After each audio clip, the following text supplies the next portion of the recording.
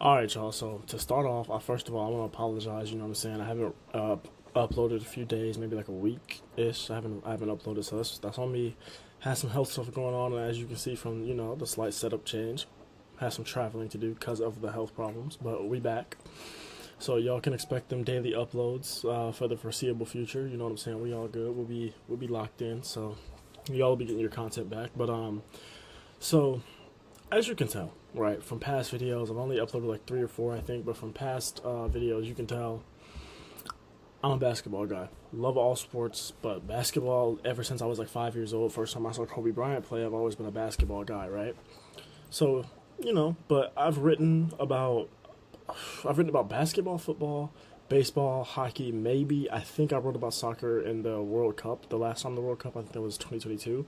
I'm pretty sure I wrote about I'm pretty sure I wrote about soccer then. Was that 2022? 2021? 2022, I think, was it was when Messi won the World Cup, so I'm pretty sure it was 2022. I think I might have wrote about some of those games, but I can get into any sport. I can watch any sport. If it's boxing, if it's a great matchup, I'll watch it. UFC, great matchup, I'll watch it. If it's hockey, Stanley Cup, if it's a good game, you might just get me into it. You know what I'm saying? College, women's, it doesn't matter. I will watch any sport if it's on in front of me, if it's a good game, if I can get interested in it, even if I know very little about the sport, I can get into it. Let that energy be right, like let the crowd be into it, let the energy in the arena be right. I'm there. Like even if it's on TV, I'm there.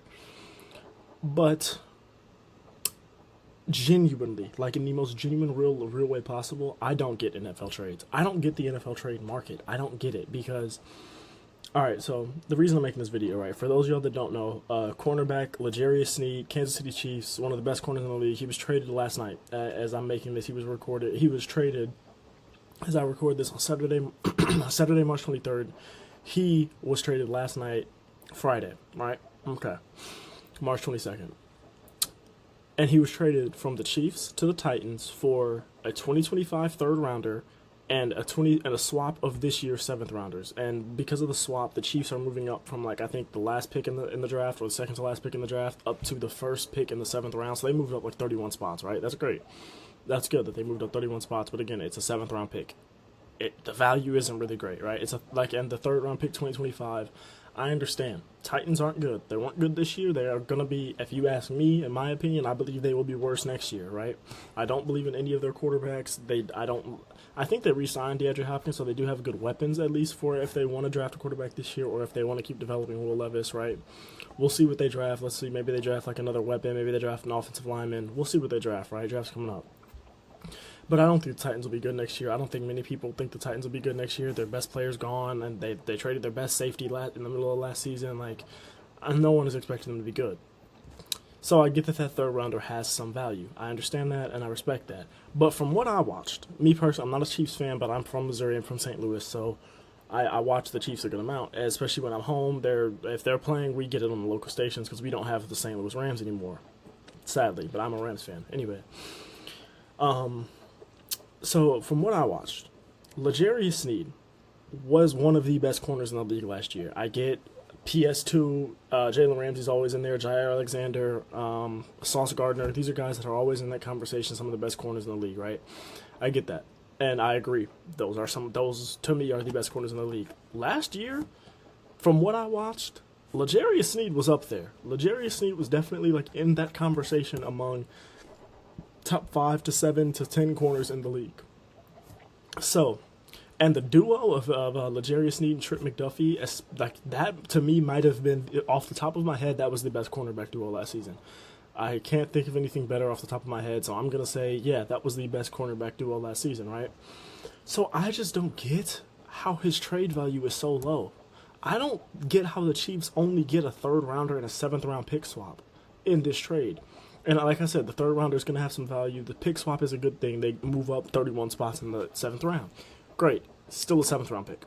Those aren't hitting that often. And even if they're hitting, it's like, what does hitting mean for a seventh rounder, right? If a seventh rounder can come on your team and produce, even in the locker room, if they're just a good presence, that's a good thing. That's great. If they make the team after OTAs and all that, that's great, right? Perfect. After training camp, that's great. But like, you just traded one of the best corners in the league, and this was all you got. Like, I just feel like, for me, if this was this to me is like if the Warriors traded like Kuminga or something, right? Like an up and coming young, and I think L'Jarius is actually on a higher tier than that. So let's say someone else. Let's say the Hornets trade LaMelo Ball. I think this is a pretty decent comparison. Let's say the Hornets trade LaMelo Ball, and they get some expiring contracts and a protected first round pick. Let's say, like, I don't know, top 3 protected, top 5 protected first round pick or something like that for the future. Hornets fans would look at that and be like, huh? And like, I don't know, like, I don't know if it's a great comparison because in football there are so many different positions and different positions have different levels of importance. But to me, cornerback is the hardest position to play in football. For me, that is the hardest position to play in sports. Quarterback is second to me, like, right? It's literally like 1 and 2, 1A, 1B. But for me, corner is the hardest position to play in sports. So, and that is a very valuable position. With all of the wide receiver talent, all the wide receiver depth, keep in mind L'Jarius Sneed is young. I'm pretty sure he's like 26, 25. He's not old. So I'm not understanding how that's all you get for him. And I remember as soon as I got the ESPN notification last night, I remember I was laying in bed. And I'm pretty sure I was watching March Madness. I'm pretty sure I was watching, I think I was watching the Wisconsin game or something like that. I don't remember, but I know I was watching March Madness. And I texted the group chat with the homies from high school, and I said, so Sneed really just got traded for a half-eaten apple and a double cheeseburger. I said something along those lines, right? Because I don't get it. And I believe a big reason that NFL trade value is so low is, like I said, there are so many positions. Different positions are of different value, especially to the different teams. Like the Titans, they're not one of those teams that's contending and is one corner away from maybe having a great defense or something, or having even a decent team. You know what I'm saying? Like, that's not what they are. So I get that, like, for them, this is just like they're getting a good young piece. If they can re-sign them after this year, you know what I'm saying? That's great for them. That just helps them with their rebuild. I get that. So for me, I love this. I'm a Titans fan. I'm like, cool. That's all we have to give up. Like, cool. But, and I get that it takes so many pieces to win a Super Bowl. It takes, you know what I'm saying? You have 11 on one side, 11 on the other, right? I understand that.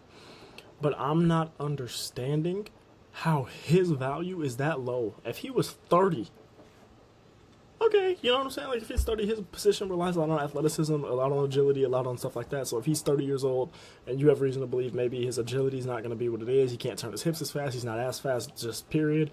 I get that his value might be a little lower. But I'm just not understanding it. I know there's 7 rounds in the NFL draft. I know there is more players on each team. What is it, the 53-man? I'm pretty sure the 53-man roster after cuts and everything like that are decided at the offseason, at the end of the offseason, right? So it's a 53-man for every team, where in the NBA you'll have 13 to 15 and then a couple two-way guys. Like, that's what you'll have. So I get it. I get that the trade value has to be lower because not everyone's just going to be going for first-round picks or real talent. I understand that. Because they can't. Then, you know what I'm saying? Like, you can't do that. But there's only one way that this trade package really makes sense to me, and I feel like some people in the comments would believe that this is exactly why his trade value was a little lower than what I maybe think it should have been. And like I said, I play Madden and stuff, so maybe I just am not understanding what the real life trade value is, because on Madden, the trades I be seeing in real life, like 4th rounders, 3rd round, like a 4th rounder for Keenan Allen a few weeks ago with the Bears.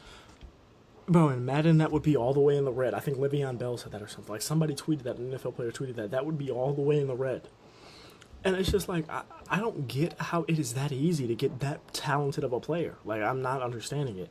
And the only way that you could rationalize this to me is, okay, the Chiefs weren't going to re-sign him. They franchise tagged him earlier in the season, so my assumption with this trade is they knew that they either, A, couldn't afford to pay him what he wanted, and he wasn't going to come down with that price, which, you know, good for him, get his money, and or B, he didn't want to be there, and he was a franchise tag. They didn't want to lose him for nothing. Either way, I am glad that Chiefs didn't lose him for nothing. Like I said, I'm not a Chiefs fan or anything, but like, for their organization, it is good that they didn't just ride out this last year, try to re-sign him, not come to anything, and then lose him after the year, right? That is good. You at least got some compensation, even if it's not as much as I think you could have gotten. It is at least compensation. That is a good thing for Chiefs fans.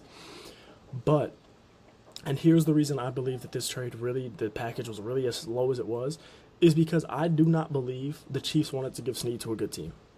The Chiefs are a dynasty. We know this. The Chiefs want to keep winning games. They will do whatever they have to keep winning games, I assume, right? They have the best quarterback in the league, one of the best quarterbacks of all time. To me, the second best quarterback of all time. He is the most talented player I've ever seen. He is the most talented quarterback I've ever seen with my own 2 eyes. Him and Aaron Rodgers, and to me it's him and then Rodgers, but Brady's the best, right? But So I see that they want to keep their dynasty. They're not just going to trade him to a contender, especially not a contender in the AFC where they got to see them in the playoffs and they might have to see them in the regular season too. Or might have to see them in the playoffs. Like, they're not going to do that. I respect that. So what I believe they did is they accepted a trade that had the best offer from the worst possible team. The Titans, like I said, are not a good team. They're probably, if I had to think about it, probably like bottom 5, bottom 7 team in the league next year going into next year. So I'm sure what the Chiefs did, if I had to guess, is they traded him away for the best package they could find from a team that they don't see as a threat and don't see as a threat in the future. Because the Titans really are a team that, like, there's a lot of questions there, especially when you don't have that quarterback that I don't believe they have. There's always going to be questions. We know that. In the NFL, if you don't have that quarterback, then you don't have anything, really.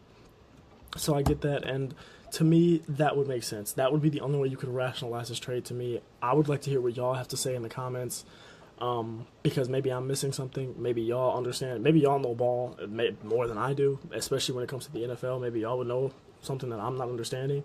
Maybe there's contract details that I don't get or something. Like maybe there was underlying stuff going on in the locker room that maybe I don't get or something. I have no idea. But so y'all let me know. I would love to hear what y'all think about this in the comments. I would love to know if I'm not the only one that was thinking that's it for him. Like, I would love to know what y'all thought. Maybe they gave up a good amount for him. Maybe I don't know. Maybe I just don't know ball. But all right, y'all. So to end us off, y'all know what we're doing. Today's verse comes from, coincidentally, it came from both my Bible app plan for today and my actual Bible reading, like from my physical Bible. So this just felt like something God wanted me to say. It comes from Psalm 51:10, and it reads, "Create in me a pure heart, O God, and renew a steadfast spirit within me." Thank y'all. I love y'all. Again, let me know what y'all think in the comments, and have a blessed day.